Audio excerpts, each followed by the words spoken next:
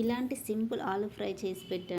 ప్రతి దానికి పిల్లలు తినను అనే పిల్లలు కూడా లొట్టలు వేసుకొని తింటారు. నా స్టైల్లో ట్రై చేయండి. అంత బాగుంటుంది ఈ ఆలు ఫ్రై. ఒకసారి ట్రై చేసి కామెంట్ బాక్స్లో ఎలా ఉందో కామెంట్ చేయండి. ముందుగా ఎలా తయారు చేసుకోవాలో చూద్దాం. ఆలు ఫ్రై కోసం నేనైతే 1/2 kg ఆలుగడ్డలు తీసుకున్నాను. దాని తొక్క తీసేసి, అదేనండి చెక్కు, ఆలుగడ్డ పైన ఉన్న చెక్కు తీసేసి ముక్కలుగా కట్ చేసి 1-2 సార్లు నీళ్ళలో కడగండి. అప్పుడు ఆలుగడ్డ పైన ఉన్నటువంటి స్టార్చ్ పోతుందన్నమాట. చాలా టేస్టీగా ఉంటుంది. ఒక్కసారి నా స్టైల్లో ట్రై చేసి ఎలా ఉందో కామెంట్ బాక్స్లో ఖచ్చితంగా చెప్పడం మర్చిపోవద్దు. ఇప్పుడైతే ఇందులోకి నేను ఒక 2 మిర్చి తీసుకున్నాను, 1 ఆనియన్ తీసుకున్నాను మీడియం సైజు, సన్నగా కట్ చేసుకోవాలి నేను చూస్తున్నట్టు. ఇందులో స్పైసెస్ అలాంటివి ఏమి వేయను, జస్ట్ సింపుల్ ఫ్రై అన్నమాట. చాలా యమ్మీగా ఉంటుంది. ఆనియన్, పచ్చిమిర్చి కట్ చేసి పెట్టుకోండి.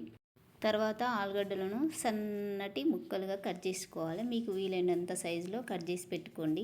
స్టవ్ ఆన్ చేసి స్టవ్ పై కడాయి పెట్టుకొని ఒక 2 టేబుల్ స్పూన్లు ఆయిల్ వేసుకోండి. ఆయిల్ బాగా హీట్ అయిన తర్వాతనే 1 టేబుల్ స్పూను జీలకర్ర వేసుకొని మంచిగా ఫ్రై చేసుకోవాలి. అందులోనే మనం కట్ చేసి పెట్టుకున్న పచ్చిమిర్చి, ఆనియన్స్ వేసి మంచిగా ఫ్రై చేసుకోవాలి. హై ఫ్లేమ్లోనే చూసుకుంటూ ఫ్రై చేసుకుంటే ఆనియన్ అనేది మంచిగా మగ్గిపోతుంది.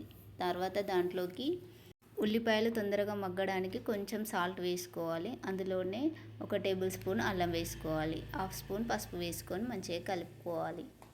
పోపు మంచిగా ఫ్రై అయితేనే కర్రీకి టేస్ట్ బాగుంటుంది. తర్వాత మనం కట్ చేసి పెట్టుకున్న ఆలు ముక్కలను వేసుకొని మంచిగా కలిపేసుకొని కొంచెం సాల్ట్ వేసుకోవాలి. చూసుకుంటూ వేసుకోండి, ఇసమవుతుంది.